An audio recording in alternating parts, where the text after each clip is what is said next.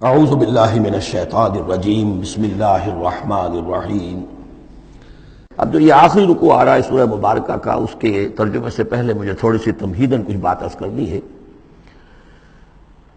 یہ جو ایک دعوت رجوع القرآن کی ایک تحریک ہم نے شروع کی، اور الحمدللہ کہ میں اس میں اپنی زندگی کے لگ بھگ 35 برس اب صرف کر چکا ہوں، اور اسی کے پھر کوکھ سے تنظیم اسلامی اور تحریک خلافت نے جنم لیا ہے۔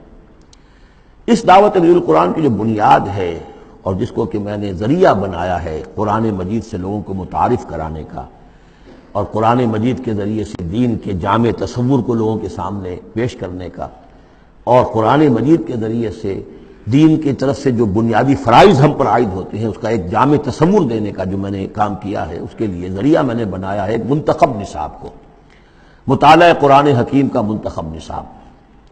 یہ جو منتخب نصاب ہے یہ تقریباً کل قرآن کے 1/15 حجم کے اندر یوں سمجھیے کہ 2 پاروں کے لگ بھگ ہے، مائنس پلس کم و بیش 2 پارے ہوں گے۔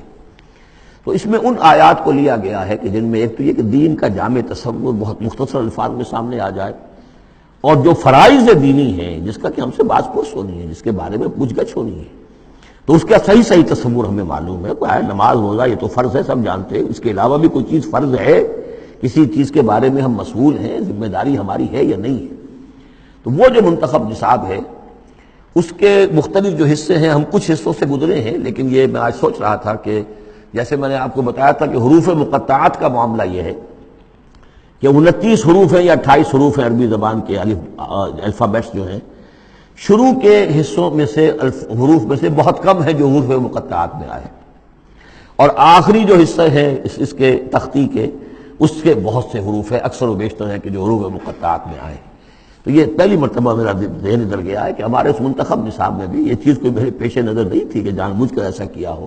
زیادہ حصے اسباق وہی ہیں کہ جو نصف ثانی سے متعلق ہیں، بلکہ قرآن مجید کے آخری حصے سے زیادہ جو ہیں وہ اس میں مقامات اور آیات اور رکوع یا صورتیں شامل ہوئی ہیں۔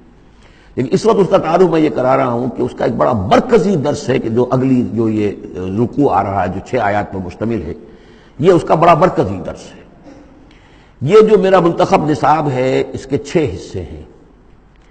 نقطہ آغاز ہے سورۃ العصر، والعصر ان الانسان لفی خسر الا الذین آمنوا وعملوا الصالحات وتواصوا بالحق وتواصوا بالصبر۔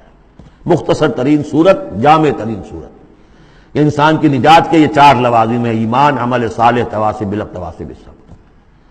پھر 3 اور مقامات ہم نے اس میں ایسے ہی جامع مقامات جس میں یہ چاروں چیزیں تقریباً بیان ہوئی ہیں وہ شامل کر کے وہ پہلا حصہ ہو گیا۔ اس کا ایک درس ہم گزر چکے ہیں سورہ بقرہ میں، آیت البر، اس کا درس نمبر 2 ہے۔ لیس البر ان تولوا وجوہکم قبل المشرق والمغرب۔ نیکی جو تم نے سمجھی ہوئی ہے، کسی نے کسی شے کو نیکی سمجھا ہوا، کسی نے کسی کو نیکی سمجھا ہوا ہے، اصل نیکی کیا ہے، پوری نیکی کیا ہے، نیکی کی روح کیا ہے، جڑ بنیاد کیا ہے، نیکی کے مظاہر کیا ہیں، ان مظاہر میں پھر اقدمیت کس چیز کی ہے، اولیت کس شے کی ہے، ثانوی درجے میں کون سی ہے، پھر چوٹی کیا ہے، سمم بولم کیا ہے، سب سے اونچا جو مقام ہے، جو مقام مطلوب ہے وہ کیا ہے۔ اسی طریقے سے پھر اس کا دوسرا حصہ جو ہے اس منتخب نصاب کا، اس میں کچھ ایمان سے متعلق مباحث ہیں۔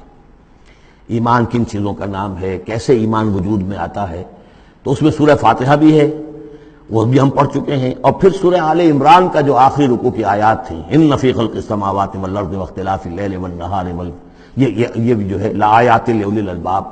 پھر یہ کہ ایک اور سبق اس کا وہ ہے جو اگلی جو صورت آج ہی ہم پڑھیں گے انشاءاللہ، سورہ نور کا جو 5واں رکوع ہے وہ بھی اس کا ایک سبق ہے۔ آج کے ہمارے اس حصے میں اصل میں 3 اسباق آ رہے ہیں کہ جو اس منتخب نصاب کے، اسی لیے میں نے مناسب سمجھا کہ اس منتخب نصاب کا آپ سے تعارف کرا دوں۔ پھر یہ تیسرا حصہ اس کا جو ہے وہ اعمال صالحہ، عمل صالح کی تفصیل کیا ہے، انفرادی سطح پر کیا عمل ہونا چاہیے، اجتماعی سطح پر کیا ہونا چاہیے، معاشرتی سطح پہ کیسے ہونا چاہیے، ریاستی سطح پر کیا ہونا چاہیے۔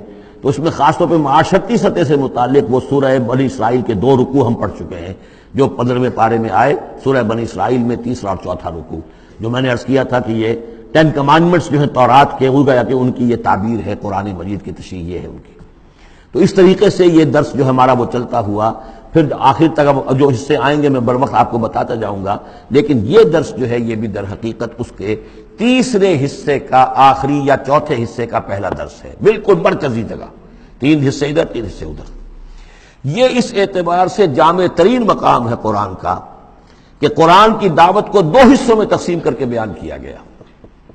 ایک قرآن کی دعوت عمومی ہے، ہر انسان، کل نوع بشر کے لیے، اس لیے کہ حضور کی بعثت تمام انسانوں کے لیے ہے۔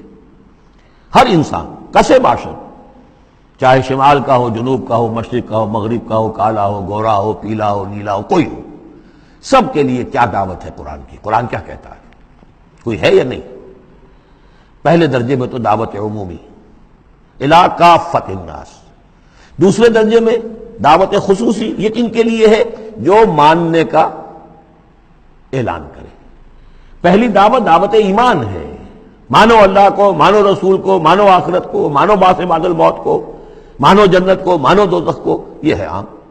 جو یہ مانتے ہی نہیں، اب ان سے کوئی اور کلام نہیں، ان سے ہم کیسے کہیں گے نماز پڑھو اور روزہ رکھو؟ وہ اللہ کو نہیں مانتے، قرآن کو نہیں مانتے، نبی کو نہیں مانتے۔ تو دعوت ایمان ہے دعوت عام قرآن مجید، اور پھر جو ایمان کا دعویٰ کریں اب ان سے خطاب ہے کہ اب جگر تھام کے بیٹھو، میری باری آئی، جب تم نے مان لیا تو ماننے کا یہ تقاضا پورا کرنا پڑے گا۔ اب وہ دعوت عمل ہوگی، یہ کرو اور یہ کرو اور یہ کرو اور یہ کرو۔ تو دعوت ایمان یہاں پر اور پھر دعوت عمل، ان کو علیحدہ علیحدہ سے جو ہے اللہ تعالیٰ نے ان 6 آیات کے اندر بیان کر دیا۔ صدق اللہ العظیم۔